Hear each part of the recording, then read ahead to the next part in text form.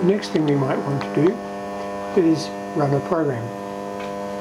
To do that, I'll put it in the run continuous mode here, by having this now eliminated, and you can see that it's got a program there.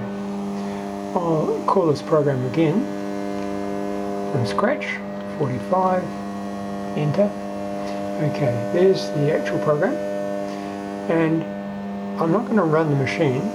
What I'm going to do is run it in graphics mode. To do that, I'll come down here and I'll ask for a blank form.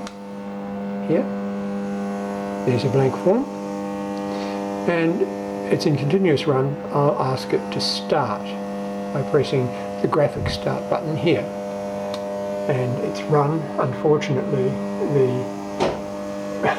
the graphic number up the top's got a bit of foldback on the VDU, but we'll start it. I know it's waiting for a tool. So there it's drilled a start hole, and now it'll cut the perimeter of the particular part that I'm making. Okay, and on it goes. Multiple passes. Each time it comes around, it drops down further into the starter hole until it's milled the whole object to the depth that I want.